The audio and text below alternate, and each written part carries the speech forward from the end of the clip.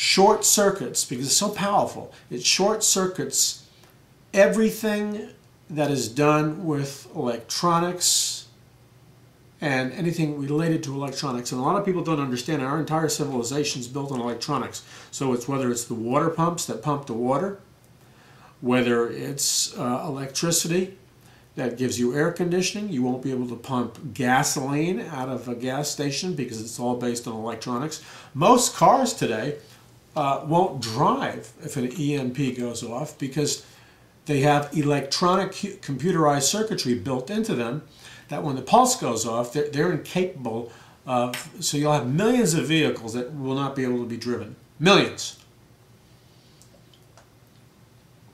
Now, the very older cars, and I'm talking about 20 years plus, they can drive, assuming they have gasoline, which they won't be able to get gasoline. So you won't have any food in the grocery store because it's all delivered by computers and electronics. You won't have traffic lights. You won't have police helicopters. You won't have police. You won't have medicine. Emergency rooms will be shut down. You won't have radio, television, internet, cell phone, all the things that we rely on for communication. They'll be down. Now, eventually at some point they'll come back, but this is not an easy fix. If an EMP goes off, experts determine it could be, I mean, certain things would be restored rather quickly, but experts predict it could be 30 to 50 years before we get up and start running again. That means a complete collapse of industry, a complete collapse of transportation, no delivery of food, no job, no employment. You can't go to the bank, you can't get money out of the ATMs, and so on and so on and so on. And so if Iran does this, or any of Al-Qaeda's followers, they have sent us back into the early 1800s, or actually before that, to the days of covered wagons. But the problem is we're not set up to live by covered wagons. And so I detail this in great detail in my book, The Warning, because I predict it's going to happen. And so far my track record has been highly reliable. Now, in the book, well, I don't want to get into the detail, but a leader emerges and it becomes an opportunity for Christians in the shifting balance of power to develop communities to survive. And that's the kind of networking we hope to facilitate through Paul McGuire TV worldwide. One of our goals is to provide answers, networking, survivalist stuff. Now, when I say survivalist stuff, I'm not talking about going into the Mojave Desert in a camouflage outfit. That's not my thing. But there is a place for growing some of your own food, substituting herbs for medicine. In other words, Christians today, and we're going to offer an online community. That's why you got to help spread the word, and we need your financial help. We need to raise millions of dollars because we want to develop a global online community. Not because we want to sell some product, okay? Our partners has made it possible for us to do this for free. Now, we may steer you to companies and with which we have no financial interest that we think have integrity, and integrity is everything. So we can develop communities that will enable us to survive. Now, I don't recommend the movies because they're pretty violent, but remember the old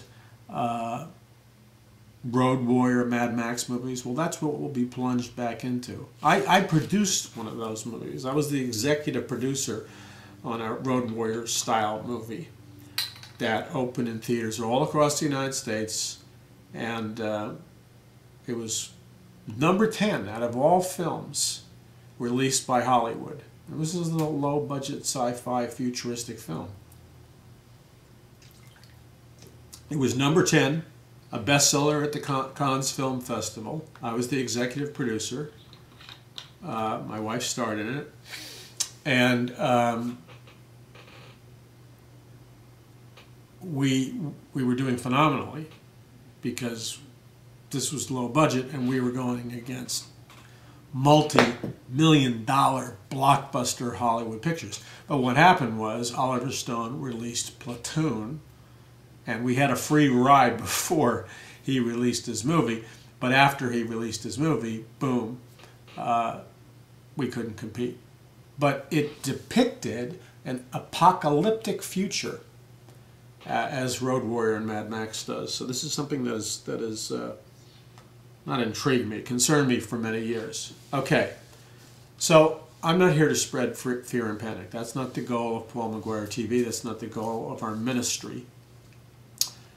I want to develop a community and use the internet as a facilitator to do that. Not as a facilitator to sell pet products so that I can make money. By the way, I take no money at the present moment.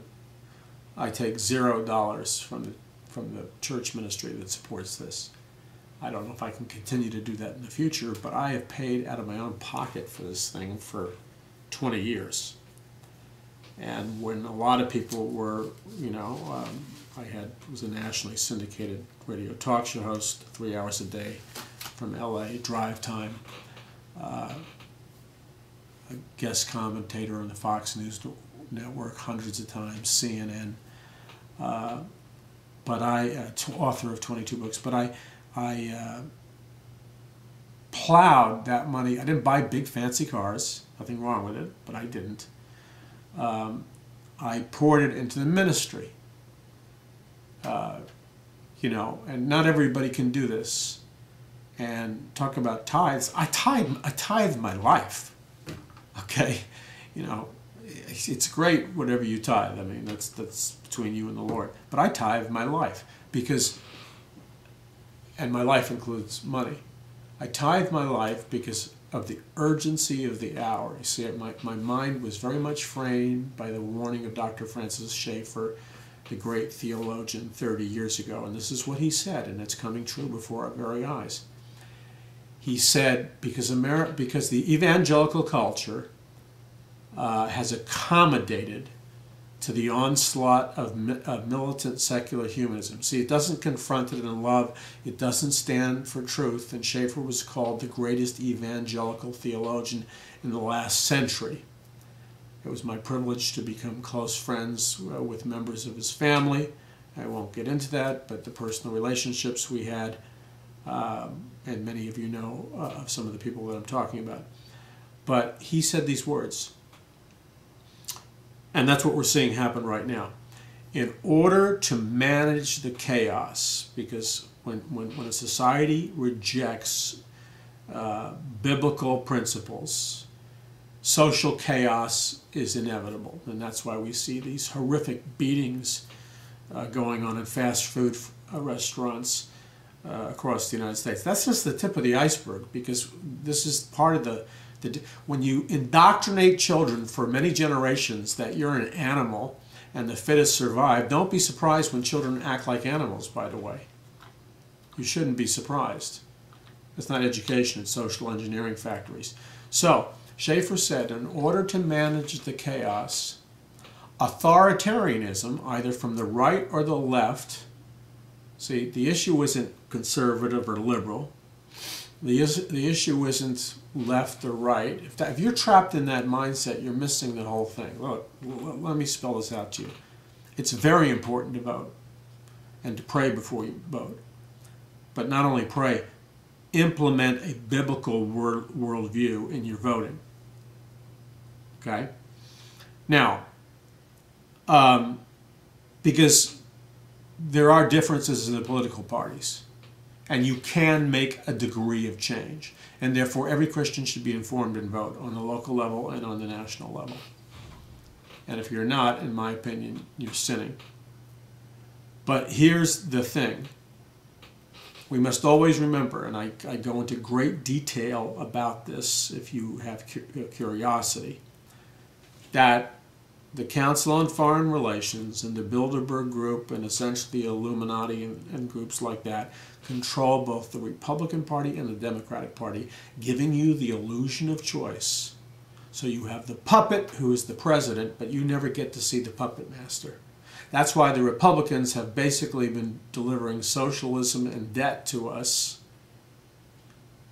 at perhaps a slower rate. Not even a slower rate. Look, wake up. Get a reality check.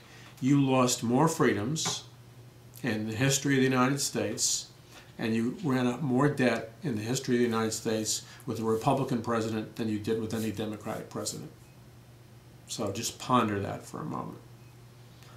Because both parties are controlled by the same invisible elite, the international bankers, who control the world, who are pushing us to a world currency. If you want more information, I have a 3-DVD set called American Dictatorship. We get into this heavy duty. And you can get that at paulmcguire.org, paulmcguire.com. And then I have a brand new 3-DVD set coming out called Are You Ready for the Coming One World Government? It's here. Are you ready for the coming one world economic system? It's here. And are you ready for the coming one world religion? It's here. 3-DVD set. You need to get it because it goes into detail about what's happening.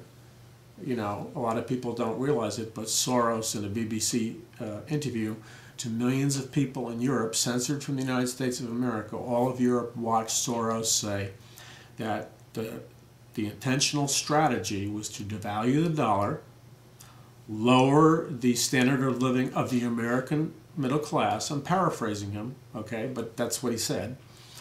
And to get rid of the dollar, kill the dollar. China will be the world's economic superpower.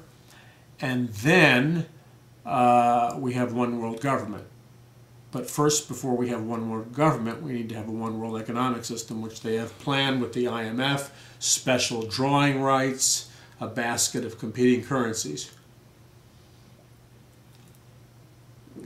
So Schaeffer said, either from the left or right, we need authoritarianism, which means a totalitarian dictatorship, to manage the chaos as society falls apart.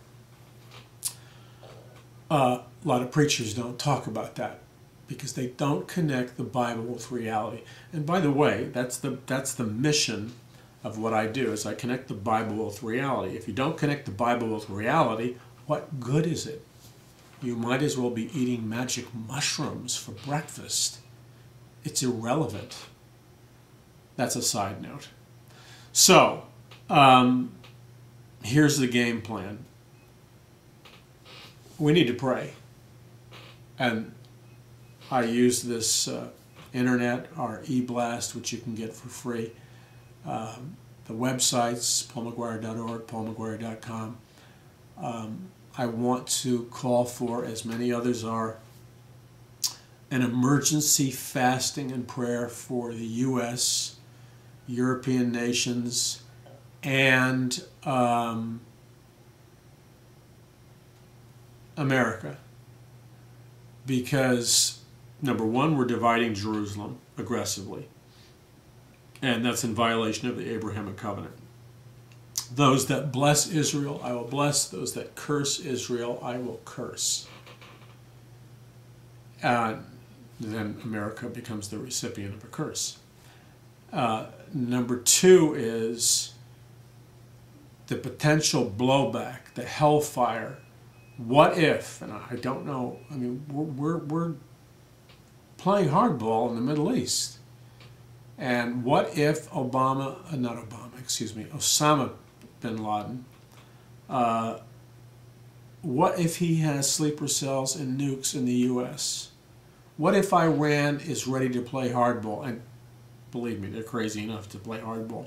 And they shoot up a shoulder-fired missile. You could be standing on the balcony of your apartment in Manhattan or balcony anywhere. A shoulder-fired